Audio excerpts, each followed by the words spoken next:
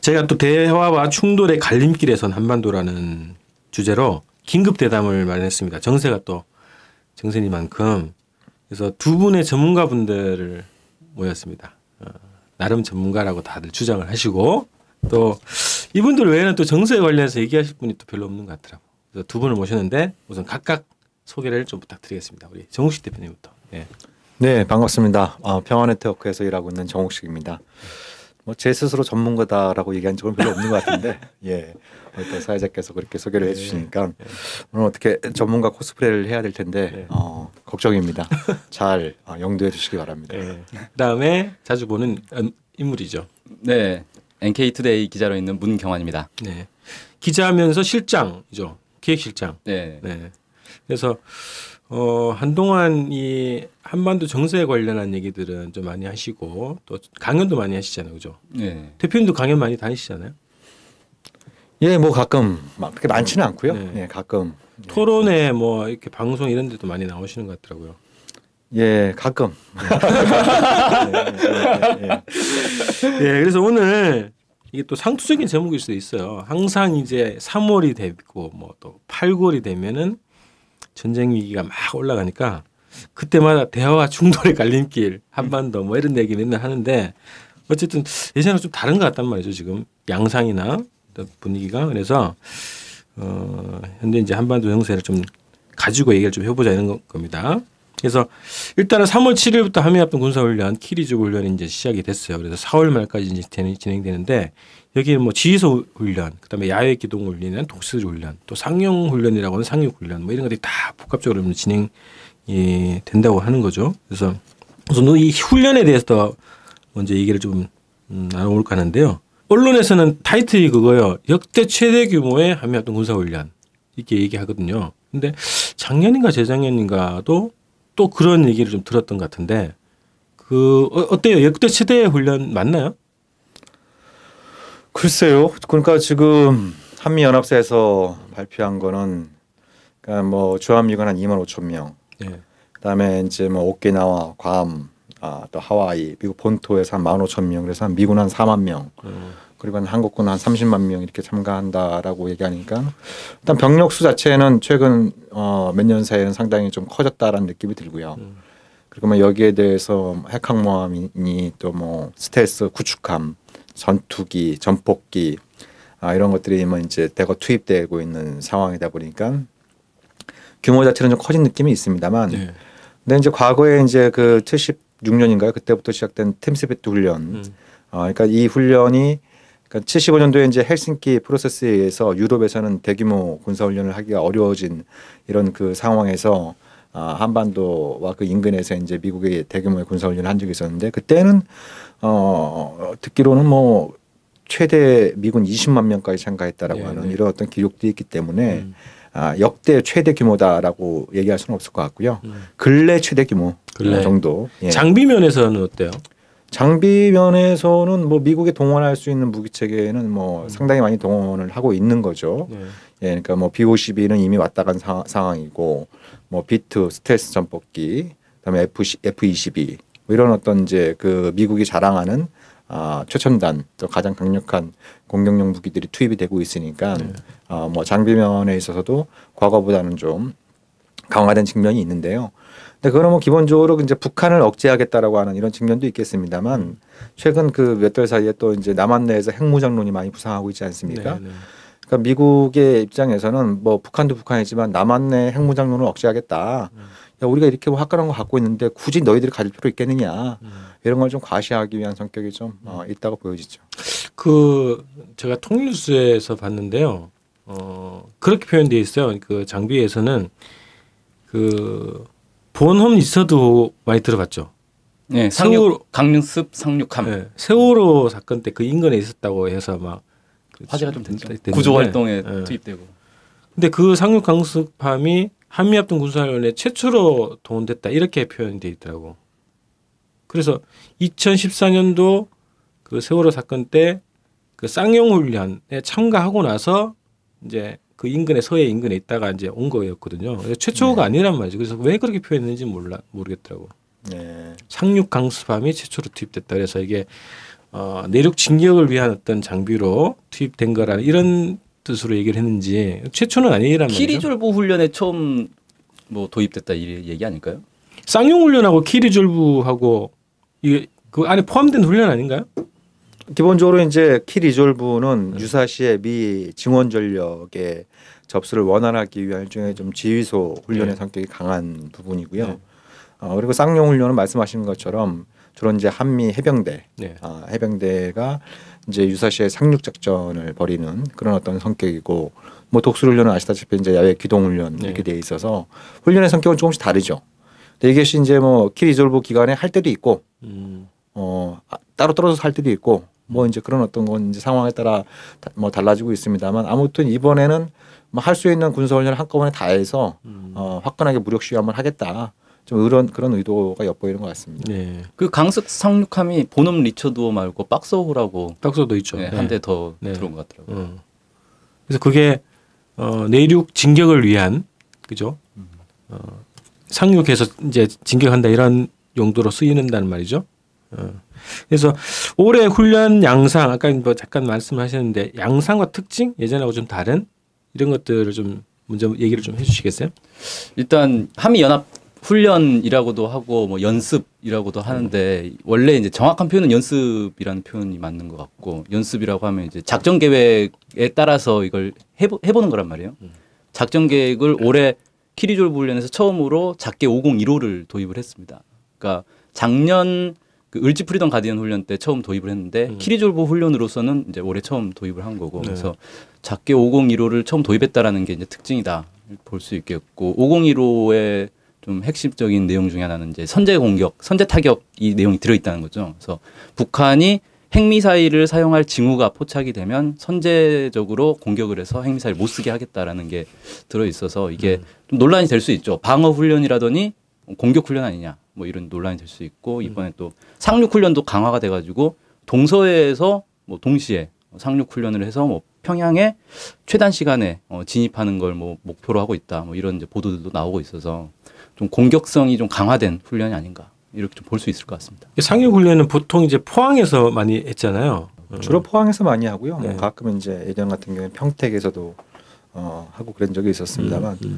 근데 저기 방송 중에 죄송합니다만 이게 지금 비디오로도 나가는 거죠. 그렇죠. 예. 근데 지금 화면을 보니까 제 얼굴이 굉장히 좀 빨개서 한잔하고 오신 시청자분들이 저놈이 저게 음주 방송 아니냐고 이렇게 자전거 타고 오해하실 것 오셔가지고. 같아서 좀 날씨가 굉장히 찬데 제가 자전거 타고 와서 얼굴이 빨개졌다 이걸 좀 미리 좀 말씀을 드려야 될 것 같아요. 알겠습니다. 그래서 아무튼 그러니까 과거 같은 경우에는 잘 미국이 투입하는 장비들을 잘 공개를 안 했죠. 그러니까 예를 들면은 그러면 뭐 DJ 정부 때나 참여정부 때는 미국이 그런 이른바 핵 투발 수단을 동원을 안 했느냐, 뭐 B-50이라든지 B-2라든지 이런 것들을 투입했냐 안 했냐, 제가 정부에 있는 사람들한테 예전에 한번 물어본 적이 있습니다. 잘 모른다 그래요. 잘 모른다는 답변들을 많이 들었거든요. 그러니까 실제로 모른다.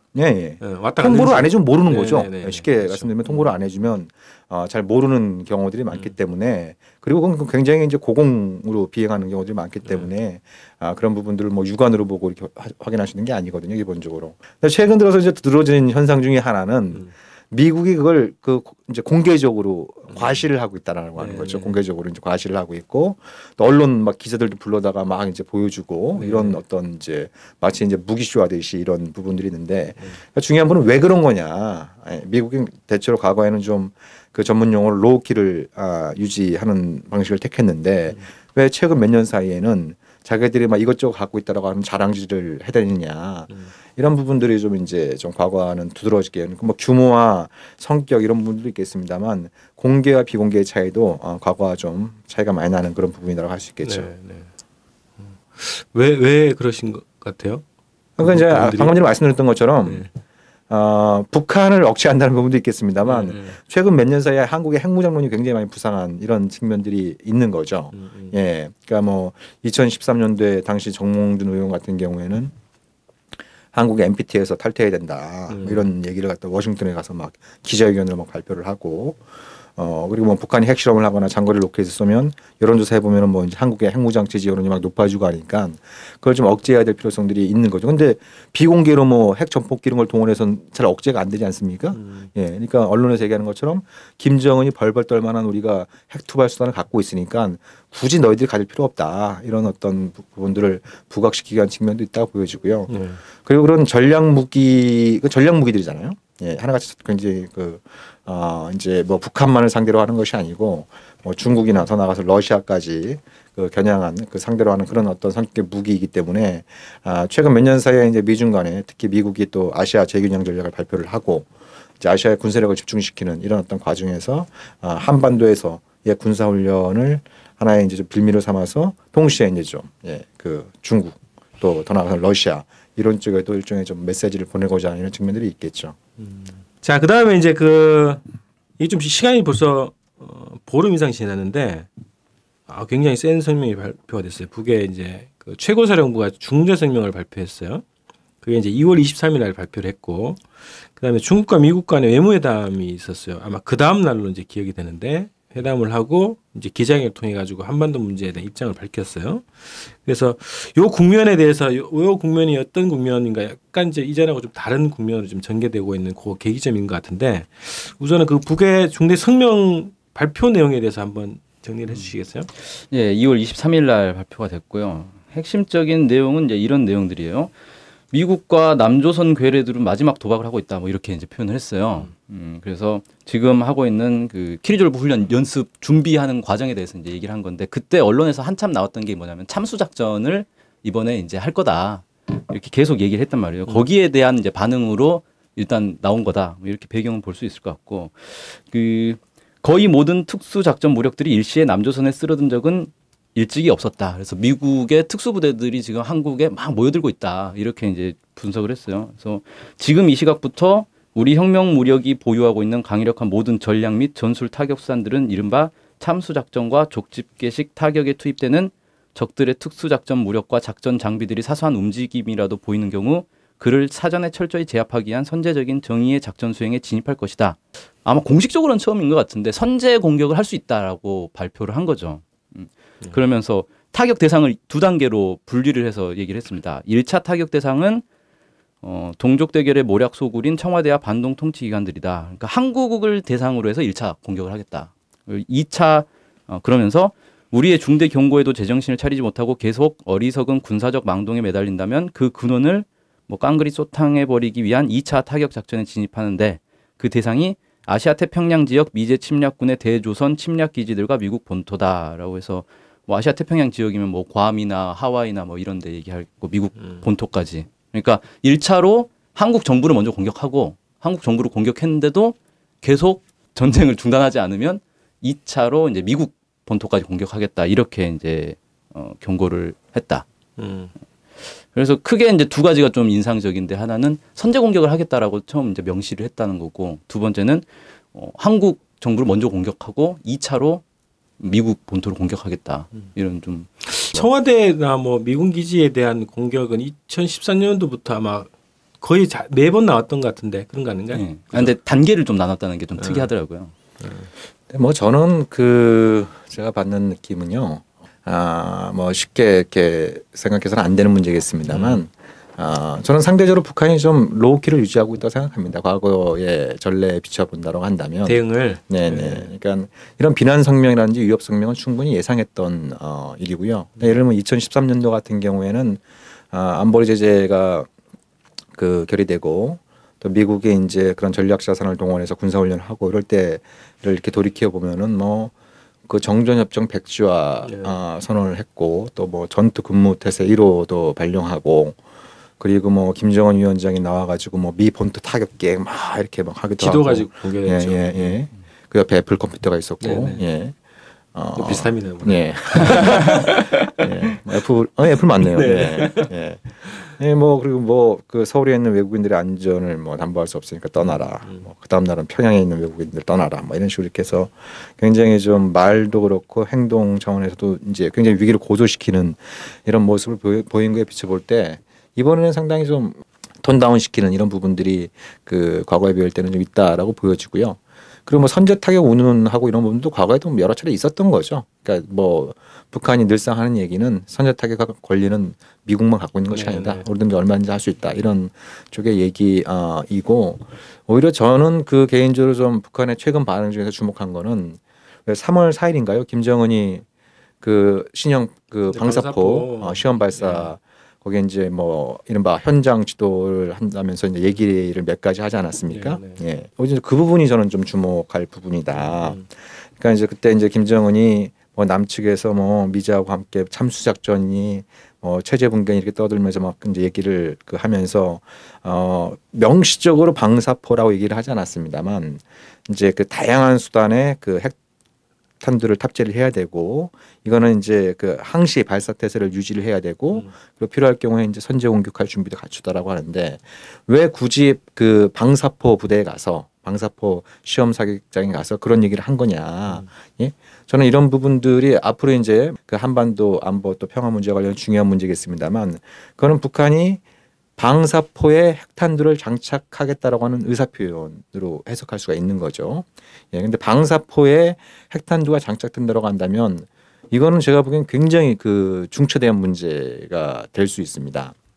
왜냐하면 기본적으로 그건 이제 우리가 보통 이제 전략 핵무기, 전술 핵무기 이렇게 나눠서 부릅니다만, 이제 그런 어떤 대포 일종의 그 방사포의 핵탄두가 탑재될 경우에 이 한반도 전체에 미치는 파장이라고 하는 것은 대단히 큰 거고, 그 김정은이 그걸 의도적으로 이제 과시하고자 했던 부분들은 참수작전이라는 게 그런 거잖아요. 참수작전이라고 하는 게 핵무기 그 사용 승인권자의 목을 치면 그러면 이제 그 명령권자가 없어지니까 핵 공격을 못하게 될 거다. 이런 어떤 것이 이제 참수작전의 기본적인 생각인데, 그 얘기들이 막 남쪽에서 나오자마자 김정은이 남쪽에 보내는 메시지는 그거죠. 내 목을 친다고? 그 전에 너희들이 뭡니까? 핵 불바다의 맛을 보게 될 것이다. 탄도미사일 이런 것뿐만 아니라 실전에서 훨씬 더 사용할 수 있는 가능성이 높은 전술핵, 신형 방사포 부대에 가서 그런 얘기를 했다라는 것 자체가 굉장히 오히려 좀 주목할 이런 어떤 부분인 것 같고요. 그런 부분들이 일종의 심리 게임입니다. 심리 게임, 예, 심리 게임. 그러니까 그 참수 작전이 기본적으로 의도하는 바는 목 달아나고 싶지 않으면 핵 사용할 생각을 하지 마라 이런 거잖아요. 예, 그러면 이제 그에 대한 어떤 북한의 반응은 예를 들면 국지전이 벌어지거나 혹은 유사시에 참수작전을 시도했다가는 너희들이 핵 공격을 당할 것이다라고 하는, 그래서 남측의 어떤 남한이나 미국의 대응을 훨씬 더 복잡하게 만드는 이런 어떤 이제 그 심리 게임의 일환인데, 이런 부분들은 좀 과거하고 좀 상당히 좀 차이가 나는 부분이다라고 말씀드릴 수가 있겠죠. 네. 그 부분을 주목을 하셨군요. 네. 저는 이제 그 언론에서 주로 부각하는 게 실명 거론을 했다. 네. 박근혜 대통령의 실명을. 네. 그러니까 실명을 거론하면서 그런 얘기를 했잖아요. 정확한 워딩은 기억이 안 납니다만, 이제 북한이 이런 식의 어떤 이제 다양한 핵투발 수단을 갖고 있는 만큼 너희들이 이런 이 위기 국면에서 얼마만큼의 이 생존력, 생존 전략을 갖고 있는지 한번 지켜보겠다. 그렇죠. 예, 이런 부분들이 아까 말씀드렸던 것처럼 그 전문 용어로 헤드 게임이라고 하는 일종의 이제 심리전의 일환인 이런 측면들이 있는 거죠.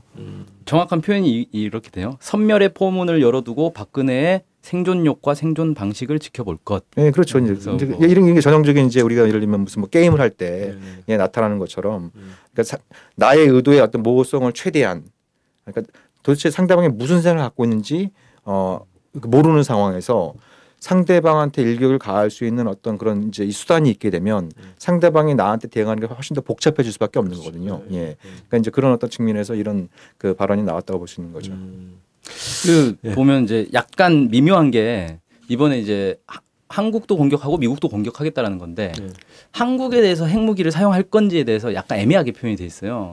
그래서 이제 아까 말씀하신 그 방사포 그 훈련장에서 이제 발언한 건 뭐라고 돼 있냐면, 박근혜 정권이 어쩌고해서 우리의 핵 타격 무장의 조준경 안으로 자발로 개발하 들어오는 뭐 망동을 걷어치우고 뭐 이렇게 해서 핵 타격 무장의 조준경에 한국도 지금 들어오려고 하고 있다. 이렇게 해서 한국도 핵 공격을 당할 수 있다라는 경고를 던진 거잖아요. 근데 그동안 우리는 핵은 미국을 상대하는 거다라고 계속 주장했었거든. 그다음에 이제 3월 7일 날 그 국방위원회 성명이 발표됐는데, 여기에 보면 약간 표현이 이제 미묘한데 세 번째로 해서 나온 게 남조선 작전지대 안에 주요 타격 대상들을 사정권 안에 둔 공격 수단들이 실전 배비되고라고 해서 공격 수단이라고 표현을 했고, 미국 본토를 관역으로 삼은 강력한 핵 타격 수단들이 항시적인 발사대기 상태에 있다라고 해서 미국 본토를 대상으로 해서는 핵 타격 수단을 준비하고 있다. 그래서 약간 차이는 좀 둔 것 같더라고요. 그래서 아직까지 확실하게 한국을 대상으로 핵 공격을 하겠다라고 명시한 건 아닌데 할 수도 있다라는 거를 미묘하게 좀 밝힌 게 아닌가. 하여튼 뭐 그럼 이쪽에서 이제 대응이나 답변을 어떻게 할지 그걸 좀 두고 봐야 되는 상황인데 답변 아직 안 나온 거잖아요, 그죠? 그렇죠. 생존 방식을 지켜보겠다고 했는데 어떻게 생존 이제 하려고 하는지.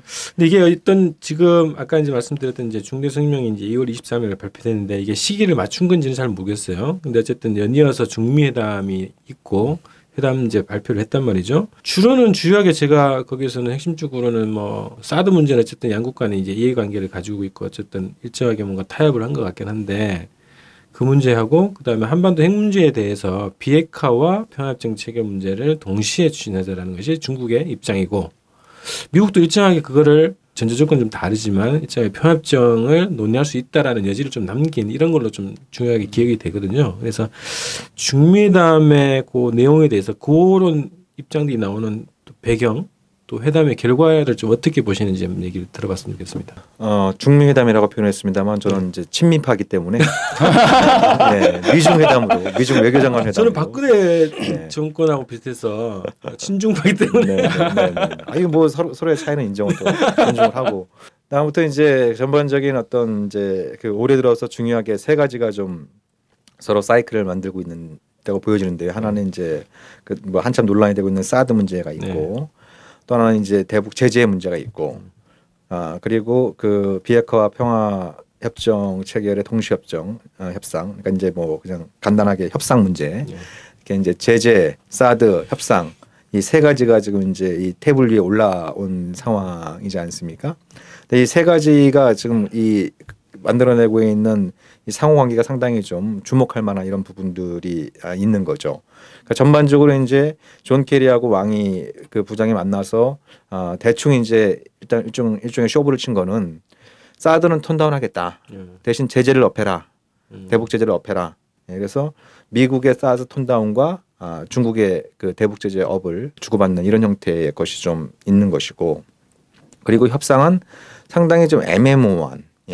그러니까 이제 중국은 동시 협상을 얘기를 하고 있고, 미국은 이 사람 얘기가 조금 다르고 저 사람 얘기가 좀 다르고 이제 그런 거죠. 그러니까 존 케리는 비핵화 논의만 될 수 있다면 그러면 뭐 같이 할 수 있다라는 뉘앙스를 좀 풍겼고, 제가 본 기억으로는 그러니까 이 회담이 진행되는 동안에 이게 진행될 수 있다라는 얘기는 이게 타결이 아니라 그렇게 들었거든요. 네네. 그러니까 이제 미국의 우선적인 관심사는 비핵화인데 북한이 비핵화에 동의하면 그러면 평화 협상을 할 수 있다라는 이런 어떤 취지인 거죠. 그걸 동시에 하느냐, 아니면 비핵화가 먼저 돼서 하느냐. 그러니까 일종의 좀 입구를 놓고 같이 들어갈 거냐, 비핵화하고 평화 협상을.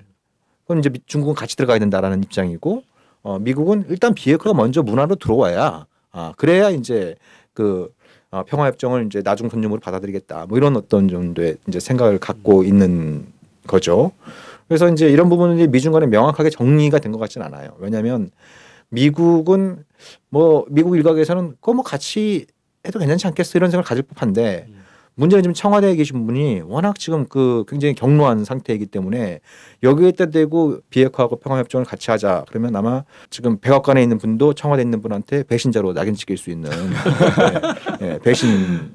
진실하지 못한 사람으로 이렇게 간주될 수 있기 때문에 이제 미국은 뭐 제가 우스갯소리로 말씀드렸습니다만 미국은 어찌되었든 한국의 입장을 고려할 수밖에 없는 이런 어떤 위치에 있기 때문에 쉽게 미국이 그거에 대해서 동의를 못하고 있는 그런 어떤 상황인 거죠. 사드 문제도 보면은 한참 막 그 곧 배치할 것처럼 막 호들갑을 떨다가 중국이 난리치니까 살짝 톤다운하고, 그리고 이제 뭡니까 약정 체결도 그 2월 초중순에 될 것처럼 얘기했다가 미중 간의 회담 열리면서 좀 유보가 됐다가 유엔 안보리 제재가 통과되자마자 바로 또 이제 약정 체결하고, 미국은 중국의 대북 제재를 계속 이행을 강제할 수 있는 그 레버리지로서 이제 그 사드를 이제 쥐고 있는 이런 어떤 상황이고, 거꾸로 중국의 입장에서는 한미 양국의 사드 배치 논의를 가속화하면 그럼 어떻게 나오겠습니까? 대북 제재를 좀 이완시키는 방향으로 가겠죠. 이완시키는 방향으로 이렇게 이제 가서 양쪽 다 이제 그 미중 정상회담을 계기로 해서 또 이제 유엔 안보리 제재 결의가 통과되면서 양쪽 다 이제 지렛대를 좀 쥐고 있는 이런 어떤 그 상황이라고 생각하고 있고 이제 이런 어떤 부담을 줄이기 위해서 협상이 열려야 되는데 그 협상의 문 앞에서는 지금 한국 정부가 그냥 굳건하게 바리케이트를 치고 들어오지 마 이렇게 지금 하고 있는 상황이니까 아마 이런 어떤 신경전은 앞으로도 상당 기간 이제 지속될 가능성이 높다고 보여지죠. 어떻게 보세요? 일단 두 회담 하기 전에 미국에서 미묘한 보도가 한번 나온 적 있잖아요. 월스트리트 저널에서 비밀회담했다는 거. 네, 북미 간에 이제 비밀 회담을 해서 뭐 평화협정에 대한 뭐 합의를 했다. 그런데 뭐 안 됐다. 뭐 이런 식의 이제 애매모호한 보도가 나왔었는데 네. 그 내용을 자세히 보면 이렇게 되더라고요. 북에서 작년 10월달에 유엔 총회가 있었잖아요. 유엔 총회에서 리수용 외무상이 평화협정 체결 제안을 했단 말이에요. 네, 네. 미국에 한 거고 그거를 이제 미국 측의 유엔 대사 뭐 이쪽에다가 이제 설명을 하는 자리가 마련됐다. 뭐 저도 이제 확실한 정보인지는 모르겠어요. 들은 얘기인데 그래서 거기에 이제 미국의 국무부 관리들도 이제 참 배석을 해가지고 북의 입장을 쭉 설명을 했는데 미국 이제 북의 입장은 그거죠. 평화협정 체결 협상을 해야 된다 이제 이 얘기고 비핵화는 이제 이미 끝나버린 문제이기 때문에 비핵화 얘기 없이 평화협정 체결에 협상을 하자라는 거고 미국 쪽에서는 비핵화 논의가 시작되지 않고서는 평화협정 얘기는 할 수 없다라고 해서 이제 결렬이 됐다는 거예요. 그러니까 뉴스 보도 자체는 되게 약간 자극적이긴 한데 실제로는 과거의 북한의 입장과 미국의 입장이 별로 바뀐 게 없는 그냥 서로 그런 입장차만 확인한 그런 자리였다는 거죠. 그리고 그 이후에 이제 그 존 케리가 이번에 이제 기자회견하면서도 나온 얘기는 비핵화 논의가 들어가야 평화협정도 논의할 수 있다. 할 수도 있는 거죠. 안 할 수도 있는 거고. 그래서 아직까지 미국이 평화협정 논의를 하겠다라는 어떤 정책적 방향을 확고히 잡았다라고 보기엔 좀 아직 성급한 판단 아닌가 싶고 아직까지는 미국은 군사적 압박을 통해서 북한을 좀 더 이렇게 길들이겠다라는 입장이 더 강하지 않나. 근데 어쨌든 그 미국의 그 언론 보도나 또 중미회담에서 어쨌든 평화협정을 논의할 수 있다. 어쨌든 전제 조건 뭐 다 다르지만 논의할 수 있다라고 얘기하는 것 자체가 한국 정부한테는 굉장히 큰 충격 아니었을까요? 그리고 미국 미국 정부의 입장도 사실은 좀 변화는 있다고 보거든요. 왜 그러냐면 그 이전만 해도 평화협정 얘기를 거의 안 꺼냈어요. 특히 이제 미국의 고위 당국자들은 평화협정이라는 표현 자체를 되게 꺼려했던 거고 육자회담에서도 기본적으로는 비핵화와 뭐 제재 해제, 경제 지원 이런 걸 맞바꾸려고 했지 비핵화 평화협정을 맞바꾸려고 했던 건 아니었던 거고 북은 계속해서 비핵화 평화협정 동시에 가야 된다라고 주장을 했는데 지금 와서는 이제 육자회담이 끝난 지가 지금 한참 돼버렸잖아요. 중단된 지가. 지금 와서는 서로 입장이 또 바뀌었어요. 북한은 이제 비핵화는 없다. 비핵화는 없는 거고 평화협정만 논의해야 된다라는 주장을 하고 있는 거고 미국은 그동안 이제 평화협정 얘기를 안 하다가 이제는 평화협정 얘기를 하기 시작하는 거죠. 가능성을 비춘 거죠. 어쨌든. 어쨌든 비핵화 논의를 너네가 비핵화 논의에 나오면 우리도 평화협정 논의를 해줄 수 있다라는 식으로 입장이 좀 후퇴한 거죠.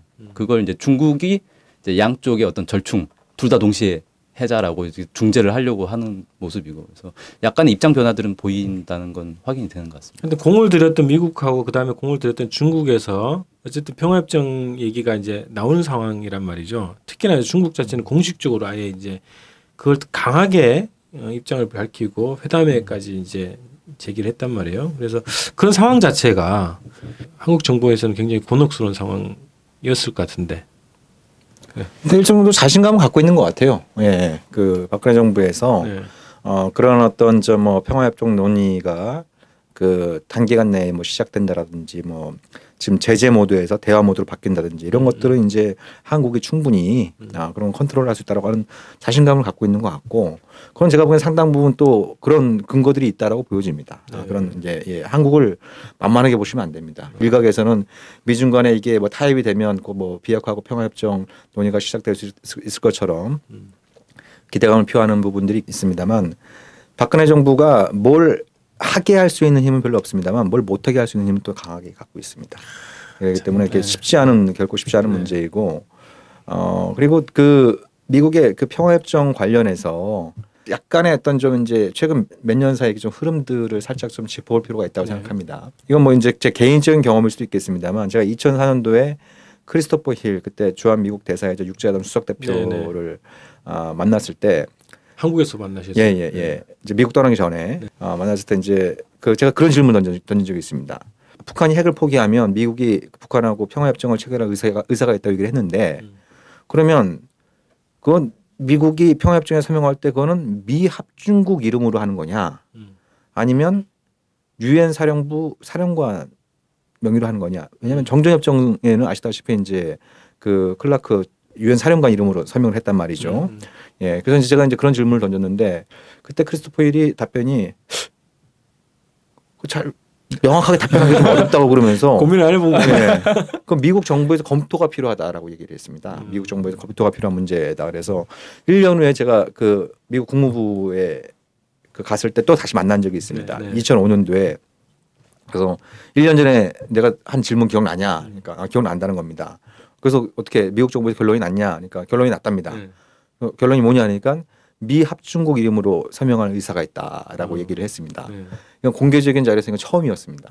처음이었고 뭐 제 자랑질인지 모르겠습니다만 그래서 그때 노무현 정부에서는 정부도 못한 일을 당신이 해줬다고 고맙다고 뭐 이런 얘기도 말로만 했습니다만 예? 말로만 아예 뭐 저기 술도 한잔 사고 그랬습니다.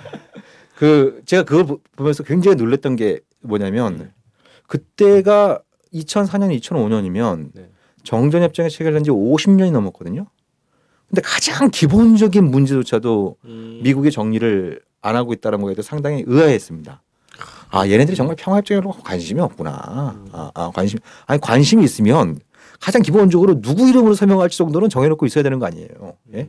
연구를 했겠죠. 예, 예. 근데 그게 이제 뭐 유엔 사령관 이름으로 할지 미 합중국 이름으로 할지 그것조차 당시에 결정하지 않았다는 걸 듣고 상당히 좀 정말 별로 관심이 없구나 이런 걸 좀 많이 느낀 부분이 있고요.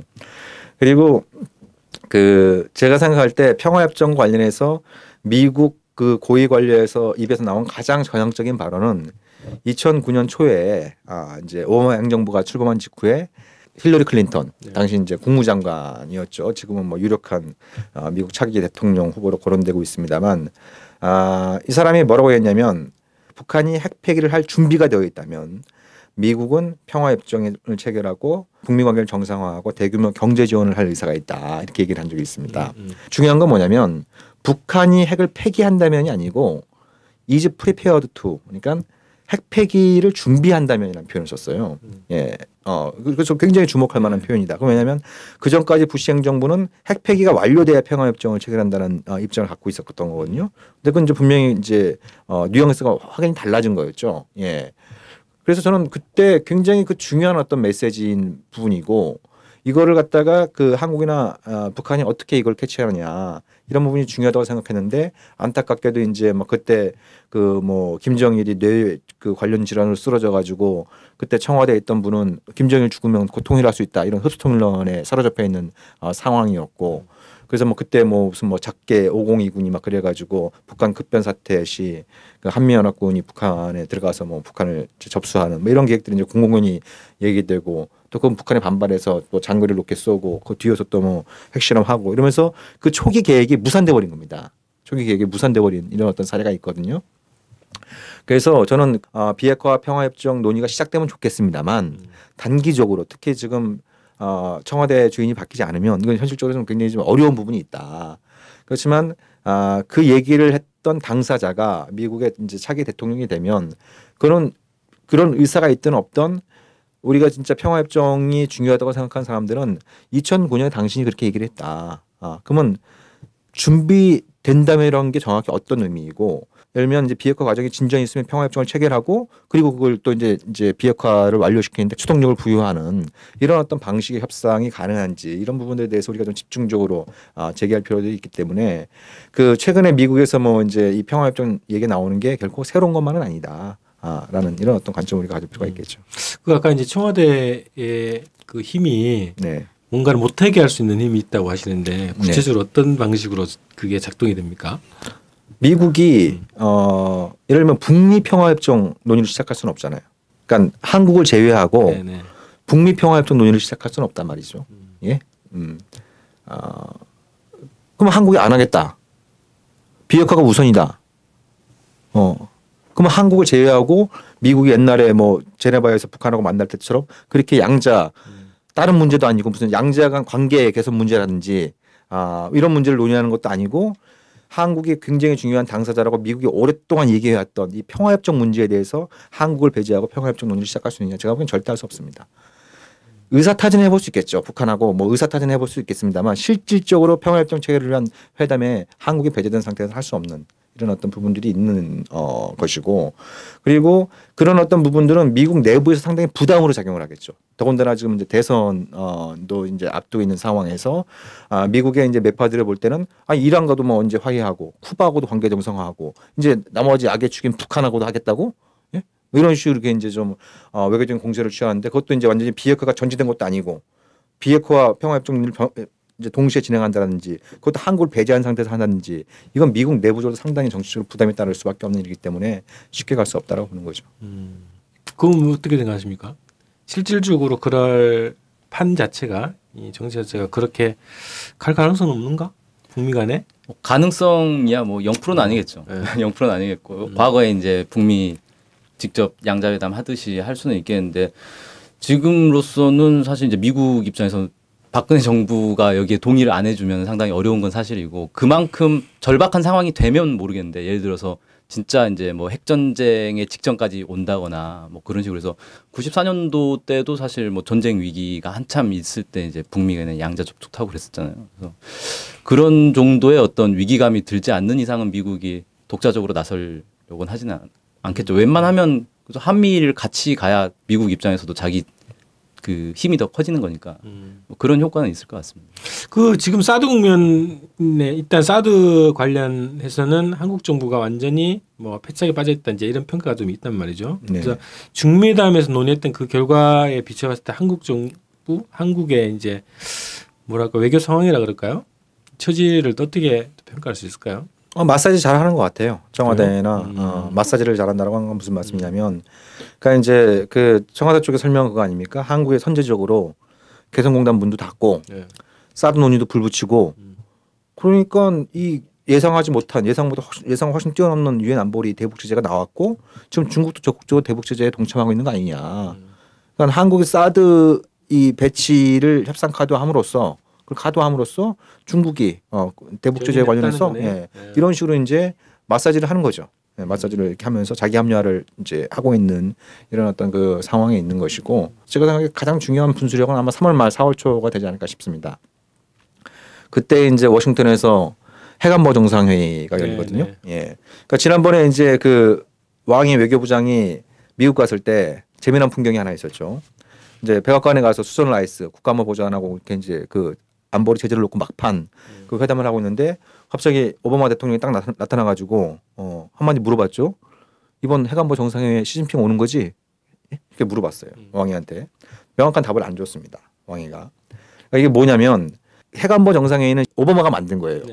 2009년도에 무슨 핵무기 없는 세계다 그래갖고 구라쳐갖고 노벨평화상 받지 않았습니까? 예. 근데 그때부터 시작된 게 이제 해관보 정상회의예요. 예. 그러면 그 해관보 정상회의를 하는데 시진핑이나 푸틴이 와야 될 거 아닙니까?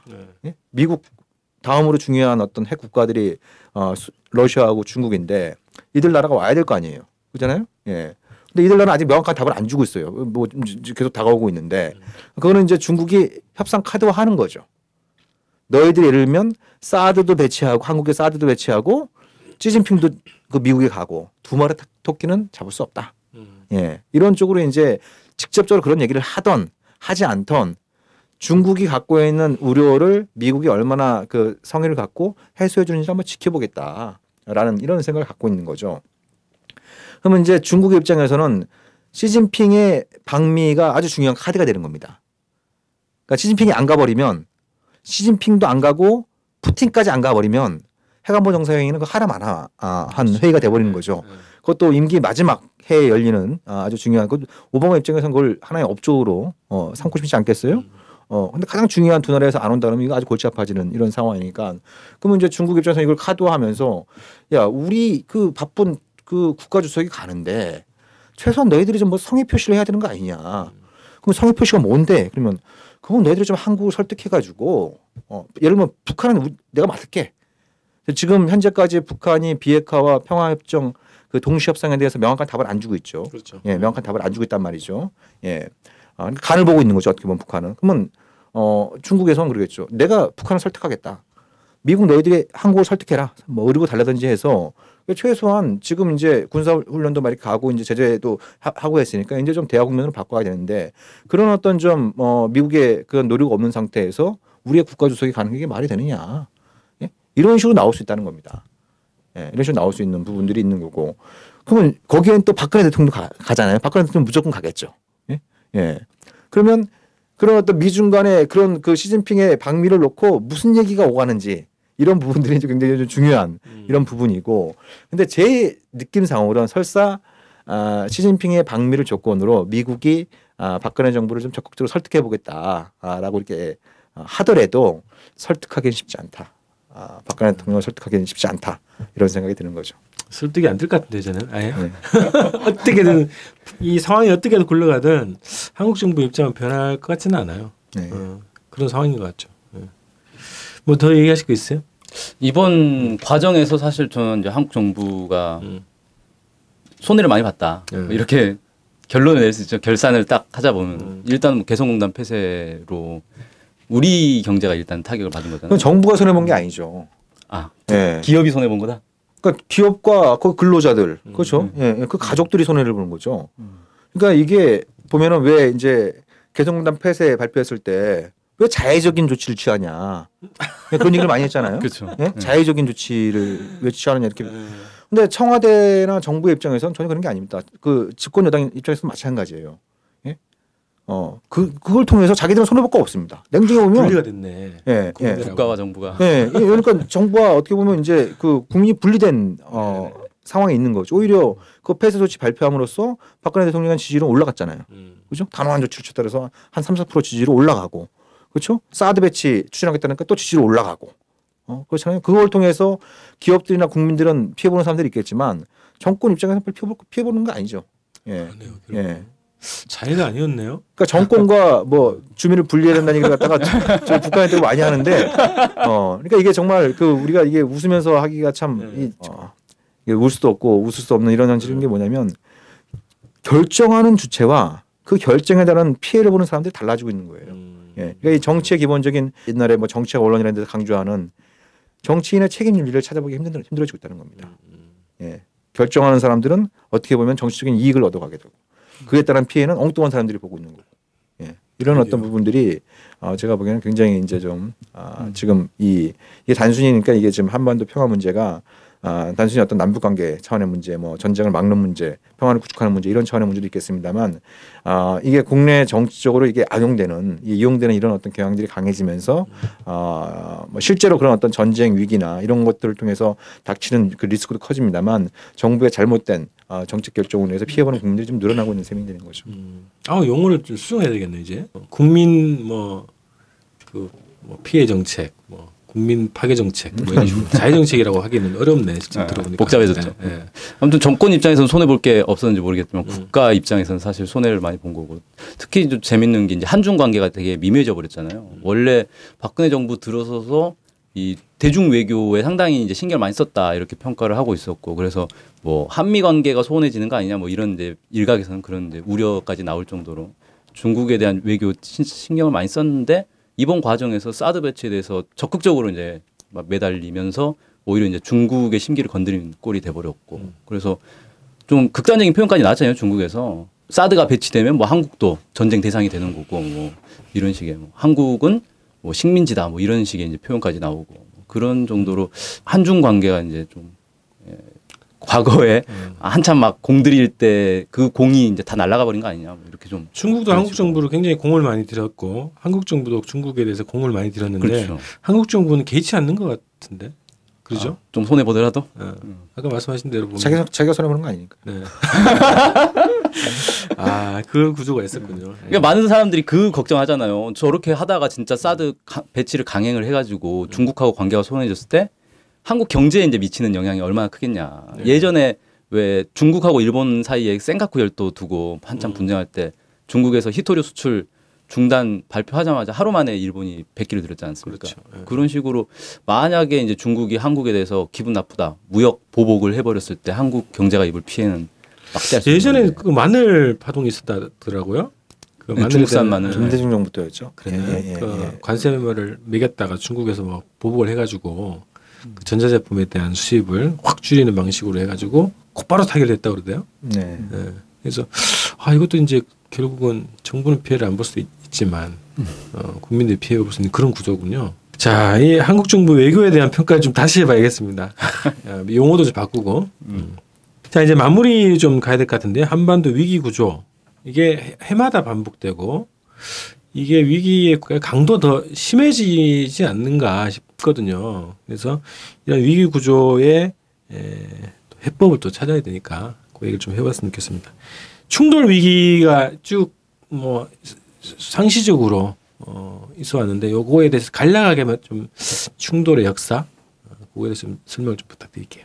직접적인 어떤 교전 사태는 뭐 아시다시피 이제 뭐 서해에서도 몇 번 있었고 뭐 휴전선에서 있었다 그러는데 이게 있었던 건지 아닌 건지 참 애매모호한 적도 있었고 근데 구조적으로 안 좋아지고 있다라고 하는 게 문제겠죠. 그러니까 남북 관계도 그렇고 남한 내부 한국 내부의 문제도 굉장히 심각해지고 있고 그러니까 최근 이렇게 보면은 이른바 이제 박근혜 대통령의 관심법을 통과시키기 위해서 갑자기 국정원이 뭐 북한이 한국의 그 이제 고위 관료들 눈밖에 그러니까 눈밖에 난 사람들 뭐 이렇게 이제 암살 리스트를 만들었다 그래서 뭐 그건 막 그 엄청난 테러를 가할 것처럼 막 얘기하고 당정 협의하고 막 언론에 발표하고 그러니까 이제 바로 이제 누굽니까 그 국회의장이 국가 비상사태를 선포하면서 직권상정했던 거 아닙니까 테러 방지법을 그거 이제 통과가 되고 나니까 지금은 뭐 또 사이버 공간에서 뭐 북한이 정부 고위 인사 20%를 뭡니까 핸드폰 해킹했다는 등 뭐 지금 막 또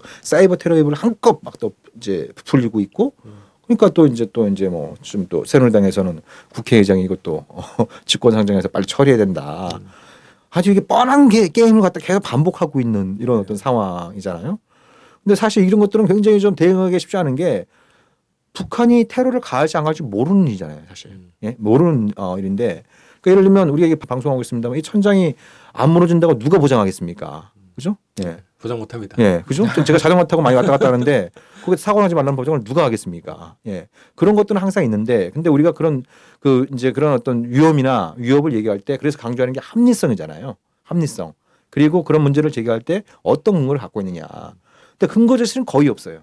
근거 제시는 거의 없고 그거에 대해서 근데 반박하기는 굉장히 쉽지 않은 이런 어떤 사회 분위기를 만들어 놓고 특히 북한 문제는 그렇죠. 그러니까요. 그런 구조로 돼 있죠. 그런 식으로 이제 계속 이제 가다 보니까 그러니까 진짜 위기는 뭐 전쟁 위기나 이런 부분들도 좀 남북관계 위기 차원의 문제 있습니다만 이런 걸 통해서 이 안보 위기도 이제 이게 구조화되고 상시화되고 더 심각한 문제는 제가 보면 민주주의 위기, 경제 위기, 민생의 위기 이런 부분들이 이른바 안보 위기를 틈타서 이게 정말 고착화되고 이걸 조장하고 있는 이런 부분들이 제가 보기에는 전 진짜 우리 지금 대한민국이 처한 위기의 본질이 아닌가. 그 위기의 본질의 중심에는 바로 정치가 있는 거고 아까 말씀드린 것처럼 그 정치 위기의 핵심은 책임윤리의 부재가 있는 것이고 이런 부분들을 우리가 좀 직시하지 않으면 이런 악순환의 고리를 끊기가 대단히 어렵다 이렇게 생각하는 거죠. 이 전쟁 가능성이 더 하여튼 뭐 지금 정쟁 정세 한반도 이 무력 충돌의 위기와 가능성 이런 거에 대해서는 어느 정도 어떻게 진단하십니까? 뭐 저는 사실 북한이 아까 말씀드렸던 것처럼 상대적으로 노키로 나오고 있고 그러니까 좀 섭섭해하는 분들도 좀 계시는 것 같아요. 예. 근데 어쨌든 북한은 이제 올 36년 만에 7차 당대를 준비하고 있고 그래서 북한이 올 초에 수소폭탄이라고 주장하는 4차 핵실험을 하고 그리고 또 이제 7월 들어서 장거리 로켓을 쏘고 이런 부분들은 이제 그 7차 당대를 앞두고 이른바 이제 김정은의 양탄일성을 완성했으니까 이제 7차 당대회에서는 경제 발전과 인민생활 향상에 힘쓰겠다, 매진하자 이런 것들을 갖다가 이제 공식하기 위한 사전 정지 작업의 성격이 저는 강했다라고 보여지거든요. 근데 예상했던 것보다 북한이 생각했던 것보다 지금 그 제재의 강도도 상당히 좀 높고 군사적인 훈련 이 측면도 좀 강해지면서 북한도 좀 스텝이 꼬일 수가 있습니다. 이런 부분들이 좀 상당히 좀 위험해질 수 있는 것이고 그리고 지금 뭐 역사상 유례 없는 대북 제재가 지금 작용하고 있다는 얘기들이 많이 있습니다만 대북 제재는 그렇습니다. 그러니까 그게 별 효과가 없어도 문제고 그러니까 효과가 없다라고 하는 것은 북한의 경제적인 타격을 별로 주지 못해도 그건 하나만 아닌 것이고 더 위험한 거는 실질적으로 북한 경제에 타격을 주면 상당히 위험한 상황이 올 수 있는 거죠. 예. 그러니까 제재의 목적은 북한한테 그렇게 얘기하는 거 아닙니까? 너 핵실험해? 너 로켓 쏴? 네가 잘못한 걸 깨닫게 해주겠다는 거 아니겠어요? 잘못한 학생 이렇게 그 종아리 회초리를 종아리 쳐가지고 잘못했다고 빌 때까지 막 때리고 그러잖아요. 예. 근데 그 맞는 아이가 자기가 잘못한 게 있다 그러면 맞다가 뭐 이제 울면서 잘못했다고 용서달라고 그러겠죠. 근데 중요한 게 자기가 잘못한 게 없다고 생각하면 예? 그러면 그 회초리를 든 선생님이나 부모가 그 스스로 이제 거기 그 스스로 그걸 내려놓을 때까지 잘못하는 얘기를 안 하는 애들 우리가 가끔 보잖아요. 뭐 북한을 애에 비유하는 게 적절치 않겠습니다만 중요한 건 뭐냐면 북한은 자기들이 잘못한 게 없다라는 거 생각하는 겁니다. 그렇게 이제 생각을 하고 있는데 여기에다 대고 자꾸 이제 채찍을 휘둘면 어떻게 되겠습니까? 그런 대북 제재 결의가 강해지면 강해질수록 북한은 핵과 미사일에 그 집착하겠다라고 하는 그게 필요하다는 결의가 더욱더 강해지게 되겠죠. 그러면 경제상은 나빠지고 핵과 미사일 능력은 강해지고 이러면 북한이 더욱더 거칠게 나올 수 있는 이런 어떤 그 위험들이 있기 때문에 그러니까 국제사회가 설사 이렇게 제재 위주의 접근법을 취하더라도 한국은 쉽게 거기에 동조하면 안 되는 거거든요. 예. 북한이 아프면 우리도 아플 수밖에 없어요. 예. 그게 일종의 샴쌍둥이 같은 게 남북 간의 존재이고 우리가 이러면 이웃의 마음에 안 들면 그냥 이사 가면 되는 거예요. 또 우리가 어디 뭐 유럽이나 이런 데로 이사 갈 수 없잖아요. 나라 전체가. 현상 뭐 미우나 고우나 휴전선을 맞대고 북한하고 살아야 되는 존재이거든요. 그렇기 때문에 국제사회에서 뭐 제재 위주로 이렇게 접근할 때 과거 DJ 정부나 참여정부 때는 적절한 수준의 제재는 뭐 불가피한 측면이 있고 그리고 제재의 목적은 뭡니까? 북한을 협상 테이블을 불러내는 게 목적이다라고 하는 이런 관점에서 제재를 바라봤던 거거든요. 근데 지금은 사실상 뭐 북한에 대한 제재의 목적이 북한을 끝장내겠다는 식으로 이렇게 가게 되면 결국 그 피해로부터 우리도 자유할 수 없다. 이런 부분들을 직시하는 게 지금 국면에서 가장 중요하다라고. 예. 하여튼 뭐 구조적 원인에 대해서 의견을 좀 주시죠. 네. 해마다 반복되는. 해마다 3월달, 3, 4월달과 8월달에 위기가 고조되는 건 그때 한미 훈련이 있으니까 그런 거다. 뭐 이렇게. 아니 우리 그런 생각도 들어요. 이제 해마다 하니까 우리는 그냥 무관매해지는 거예요. 네, 연례 근데 훈련이니까. 이제 적대 관계에 있는 북측의 입장에서 보면은 뭐 그런 얘기도 있잖아요. 뭐 훈련이 군사 훈련이 진행되면은 뭐 밤에 등하 관전 훈련도 하고 뭐 이렇게 대피 훈련도 하고 막 민방 훈련 열심히 해야죠. 전시 상태처럼 이렇게 준비를 한다는 얘기를 하잖아요. 그러면 북한의 경제 활동에도 굉장히 지장을 준다. 이걸 잘 모르니까 이게 느낌이 별로 없단 말이죠. 그래서 북이 느끼는 거하고 우리가 느끼는 거 좀 다를 수 있겠다는 생각도 많이 들더라고요. 그렇죠. 그러니까 우리가 하듯이 북한도 연례적으로 1년에 한 번씩 3월 달에 핵실험하고 8월 달에 인공위성 쏘고 이렇게 하면 정말 골치 아플 거 아닙니까? 우리 입장에서는. 마찬가지로 뭐 연례니까 막 안전하고 뭐 연례가 아니면 불안정하고 이런 건 아닌데 그 이제 보면은 북한이 인공위성 발사했을 때 딱 보여준 반응들이 사실 단적인 건데 왜 인공위성을 발사하니까 미사일이다라고 하잖아요. 저는 이걸 미사일이라고 자꾸 주장하는 게 득이 될 게 없다는 생각을 많이 하거든요. 왜 그러냐면 이걸 미사일이라고 주장을 하면 북한 입장에서는 아니 인공위성을 쐈는데 왜 미사일이라고 하지? 기분 나쁘잖아요. 그리고 그것 때문에 제재가 나오고 그럼 그 다음에 어떻게 하겠어요? 진짜 미사일 쏘는 거야? 진짜 미사일 쏘는 거죠. 그럼 자꾸 북한 보고 장거리 미사일 쏴봐라라고 부추기는 꼴밖에 안 된다. 좀 어리석은 건데 북한이 이번에 인공위성 발사할 때 같은 날 러시아가 인공위성 발사를 했잖아요. 예. 그리고 얼마 전에 이제 일본도 인공위성 발사했단 말이에요. 근데 러시아가 발사한 거, 일본이 발사한 거에 대해서는 아무도 뭐라고 하지 않는 거죠. 오늘인가 어제 또 이란이 탄도미사일 발사 실험했더만요. 아, 그건 뭐 이제 미사일이니까 또 다른. 그건 완전 얘기고. 미사일인데. 네, 그건 진짜 미사일이고. 그러니까 똑같이 주변국들이 인공위성을 쏴도 아무런 문제가 없는데 북한만 유독 인공위성을 쏘면 문제가 되는 이유는 결국 저게 인공위성이라고 하지만 인공위성을 가장한 미사일 이 훈련을 한 거 아니냐, 미사일 실험을 한 거 아니냐 이 의혹 때문에 그런 거잖아요. 그러니까 이런 의혹이 생긴 건 결국 신뢰관계가 없는 거고 신뢰관계가 없는 이유는 이 전쟁 상태가 계속 지속되고 있는 거고 그래서 관계 정상화, 평화 체제 이렇게 넘어가지 않는 이상은 이건 풀리지 않는 문제가 되는 거예요. 북한이 그렇다고 그래 내가 인공위성 앞으로 안 쏠게라고 하면 모르겠는데 자기들은 또 인공위성을 안 쏠 이유가 없는 거잖아요. 그리고 제재를 당하면 당할수록 말씀하신 것처럼 더 기를 쓰고 이제 인공위성을 쏴야 되는 상황이 돼버리는 거고 내몰리는 거고 그래서 이걸 언제까지 인공위성 쏠 때마다 이 난리 법석을 떨 거냐. 이걸 근본 구조적으로는 이 한국 전쟁이 완전히 정리가 안 되고 원래 전쟁이 끝나면 평화조약 뭐 강화 조약 이런 걸 맺는 게 정상인데 이게 안 맺어져 있고 그러니까 전쟁 상태는 계속 지속되고 지금은 더 위험한 게 뭐냐면 북한이 정전협정 자체를 인정 안 하잖아요. 지금 2013년에 백지화 선언을 해버렸고 그러니까 정전 관리를 안 해버린다는 거예요.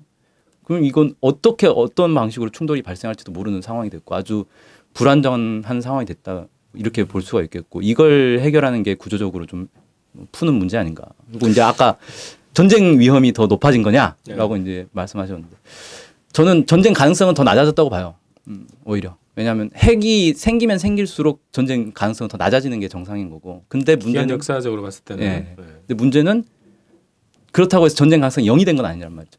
0이 된 건 아닌데 이제는 전쟁이 났을 때의 피해는 훨씬 더 커지기 때문에 결국은 전쟁 가능성은 낮아졌어도 만약에 전쟁이 났을 때 어마어마한 피해가 발생할 수 있는 상황이 돼버렸고 그렇기 때문에 더더욱 이걸 위기 관리를 해주지 않으면 안 되는 상황 아닌가.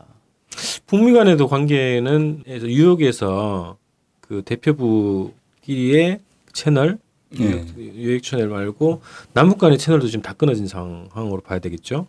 그리고 이제 말씀하셨던 것처럼 정전을 관리하는 체계도 지금 공식적으로 없어져 버린 이런 상황에서 말이 안 통하면 대화가 오고 가지 않으면 이 충돌이 사소한 충돌이라 더 가능성이 높아진다는 거죠. 전면전으로 가는 가능성은 낮아졌다 하더라도 소규모 아니면 국지적인 충돌 가능성은 더 높아진 거 아닌가? 네. 그게 실제로 뭐 핵전쟁까지 가든 만든 간에 충돌의 가능성은 그러니까 전쟁 소규모 뭐 충돌이라고 하는 충돌의 가능성은 더 높아진 거 아닐까요? 뭐 그렇게 해석할 수도 있겠죠. 네. 그러니까 이제 그 국제정치 용어 중에 안전과 불안전의 패러독스라는 표현이 있습니다. 그게 무슨 얘기냐면 핵 보유국 간에는 큰 전쟁의 발발 가능성은 줄어들지만 상호간의 핵 억제를 믿고 핵의 위력을 믿고 작은 싸움은 많이 하는 경향이 있다는 거죠. 인도 파키스탄 경우를 뭐 그래서 이제 그렇게 얘기하는 경우들이 있는데 우리는 한반도는 이 두 가지 위험이 다 걸려 있다고 생각합니다. 그러니까 상호간의 핵 이제 북미 간의 핵 억제가 뭐 시간이 지나면 작동할 수 있는 여지는 생기겠죠. 예. 근데 그 중간에는 한국이 있습니다. 예. 한국이 있습니다. 전지작전권은 없지만 그래도 이 국지적인 어떤 상황에서 대응하겠다라고 하는 아주 강력한 의지를 갖고 있는 한국이 있는 거죠. 그래서 실제로 보면은 최근 몇 년 사이에 이렇게 보면은 그냥 지나칠 일들이 어떤 굉장히 좀 그 국지전 위험으로 이 비화되는 경우들이 이제 종종 뭐 발생하고 있죠. 최근 몇 년 사이에 뭐 예를 들면 서해에서 과거 같은 경우는 이제 경고 사격 정도로 돌려보냈는데 그거 몇 번 하다가 안 되면 이제 바로 이제 뭐 이제 위협 사격으로 막 들어간다든지 아니면 뭐 조준 사격으로 이제 넘어간다든지 그리고 뭐 요즘 보면 뭐 최근 몇 년 새에 뭐 삐라 남쪽에서 뿌리고 북에서 고사총으로 쏜다든지 그게 또 남북한 양측 사이에 이제 포격전으로 이어진다라든지 그리고 뭐 하나 쉥 지나가면 이걸 갖다가 북한에서 쏜 거로 뭐 오인했는지 어떤지 그러면 그거에 대해서 뭐 대응 사격이 들어간다든지 그러니까 서로 이제 굉장히 지금 이제 건들기만 해봐라 건들기만 해봐라 본때를 보여주겠다 이런 식의 어떤 이제 이런 어떤 감정적인 이 대립선들이 깊어지다 보니까 말씀하신 것처럼 이 스파크가 잘못하면 튈 수도 있는 거고 스파크가 잘못하면 이게 어디까지 번질지 가늠하기 힘든 이런 측면들이 있는 거죠. 예, 근데 그런 부분들이 역설적으로 이제 미국하고 중국이 한반도 문제에 관련해서 이해관계가 굉장히 많이 다른 부분들은 많이 있습니다만 한반도 전쟁은 곤란하다. 그건 안 된다라고 하는 부분에선 미중 양국이 또 이렇게 좀 이해관계가 일치하는 부분이 있다라고 생각을 합니다.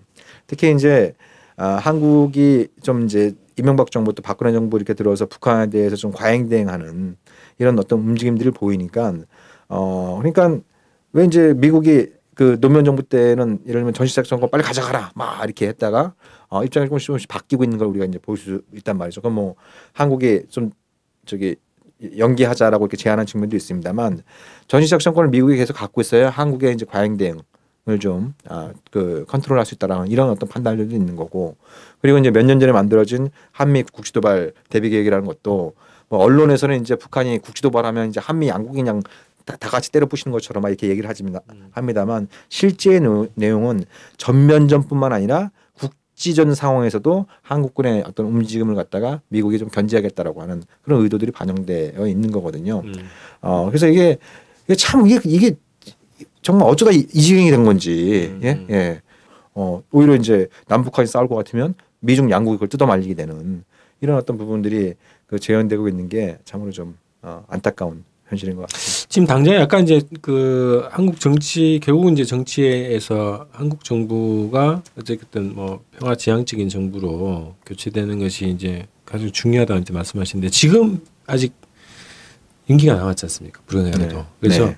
지금 이 현재 정세에서 어떤 역할을 해야 되냐, 어떤 그 화두를 계속 강조를 해야 되냐 이런 거예요. 그래서 아까 문경환 기자는 이제 평화협정 얘기를 하셨는데 복잡하게 뭐 평화협정 어떻고 이런 것도 있지만 당장에 이제 국민들이 생존권적 차원에서 요구해야 되는 어떤 화두가 있단 말이죠. 요구가. 그래서 평화협정을 지금 제도적으로 체결해야 한다라고 하는 어떤 국민적인 운동 이런 것들이 지금 당장 우리가 뭐 대중적으로 할 수 있는 그런 문제인가? 뭐 이런 거에 대해서 해법에 대해서 마무리 좀 해주시죠.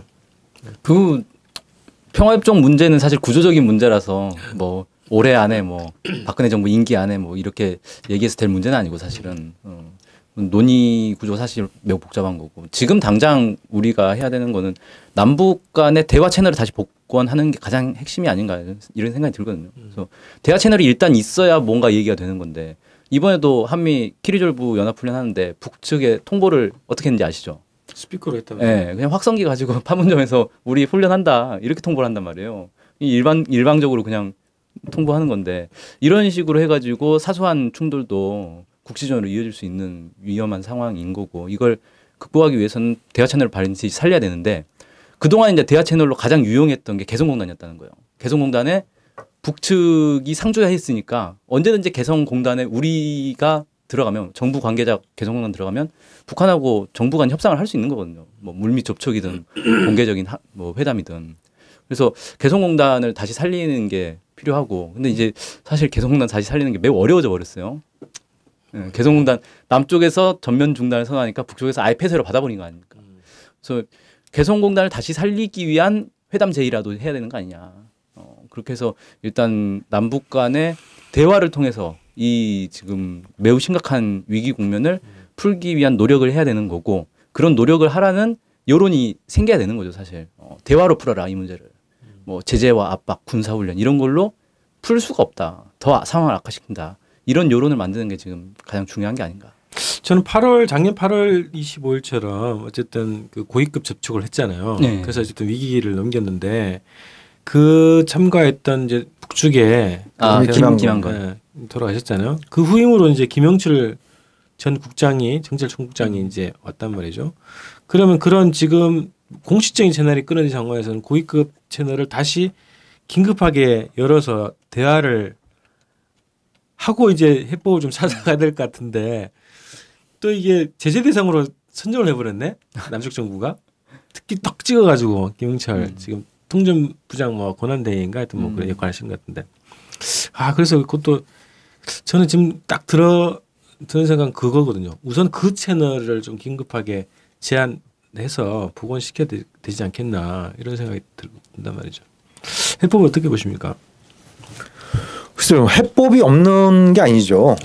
해법은 없는 게 아니라 생각하고 그 해법을 마다하고 있는 게 문제인 거죠. 예. 그러니까 마다하고 있는 정치 세력을 어떻게 심판할 것이냐. 저는 그게 이제 중요한 문제고. 그러니까 이번에 뭐 총선을 앞두고 온갖 뭐 것들을 다 하고 있잖아요. 아까 말씀드렸던 그런 내용 포함해서 마치 이제 좀 북한 가지고 그 선거를 치려고 하는 이런 식의 어떤 폭풍몰이가 계속되고 있는데 국민들이 명확히 메시지를 보내야 되죠. 너희들이 그런 식으로 어떤 안보 위기를 조장하고 또 계속 북한을 호출해 가지고 선거에 이기려고 하는 건 이제 꿈도 꾸지 마라. 라는 걸 갖다가 명확히 보여줘야 됩니다. 명확히 보여주고 그러면 뭔가 이제 좀 집권 여당에서도 좀 이렇게 이런 식의 방식은 안 되겠구나라고 하는 그런 어떤 강력한 교훈을 줘야 되지. 이번에도 이런 식으로 뭐 이렇게 가가지고 예를 들면 새누리당이 압승한다. 그러면 내년 대선 때는 더 하겠죠. 예. 저는 그런 것들이 걱정이 되는 겁니다. 어떤 이 한반도 문제라고 하는 게 북미 관계의 상호작용도 굉장히 중요하고 미중 관계도 중요하고 남북 관계도 중요하고 이 국가 대 국가의 관계도 중요합니다만 최근 몇 년 사이에 상당 부분은 이 국내 정치에서 이 만들어지고 있는 이런 어떤 흐름들이 오히려 더 중요한 그 변수들이 되고 있기 때문에 제가 자꾸 뭐 이 선거 얘기를 해서 자꾸 이 정치적으로 해석하게 유도를 하니까 좀 답답합니다만 네. 아무튼 그 뭐 바라건대 뭐 지금 이제 우리 문 시장님 말씀하신 것처럼 얼마든지 가능하고 합리적인 이제 이 해결책이라는 게 존재하는 것이고 그리고 너무 이렇게 북한 우러먹고 선거하기 치르겠다라고 하는 좀 이런 나쁜 관성에서 뭐 집권 세력이나 좀 뭐 이런 보수 언론에서 좀 벗어날 필요가 있는 것이고 그걸 벗어나지 못한다라고 한다면 결국 국민들이 표로 심판을 해야 된다라고 생각합니다. 총선이 어쨌든 뭐 결과가 어떻게 나오든 간에 지금 한반도 평화를 어쨌든 지키고 복원하기 위한 여러 가지 이제 뭐 시민적 운동, 뭐 국민적 운동도 좀 필요하고 또 여론에서 또 이 문제를 또 확산을 시켜야 될 것 같거든요. 그래서 평화협정 체결 문제를 어쨌든 뭐 당장에 실현되지 않더라도 그런 것이 이제 결국 대화니까 대화를 복원하는 그 중요한 내용으로 이제 평화협정 체결 문제를 근본적인 한국 사회 이제 한반도 위기 구조의 근본적인 해법에 중요한 출로로 또 언론에서도 얘기하고 또 정치권에서도 학계에서도 얘기를 좀 많이 해야 되지 않을까 싶습니다. 네. 자, 오늘 대화 충돌의 갈림길에선 한반도라는 주제로 긴급 정세 대담을 했습니다. 오늘이 3월 10일이죠. 3월 13일 날 이제 그 상륙훈련 쌍용훈련. 쌍용훈련인가요? 그때 이제 되는 건데 아마 그때 그 시기가 또 중요하게 또 긴장이 확 걸릴 것 같아요. 그래서 뭐 저는 충돌의 가능성이 굉장히 사소한 충돌이라도 충돌의 가능성이 굉장히 높아져 있는 3, 4월이라고 보기 때문에 오늘 뭐 대담이 어떻게 이제 도움이 되셨을지 모르겠습니다만 충돌이 아니라 대화의 실마리를 찾는 좀 그런 시기가 되기를 좀 기도를 하면서 오늘 방송을 좀 마쳐야 되겠습니다. 함께 해주셔서 고맙습니다. 감사합니다.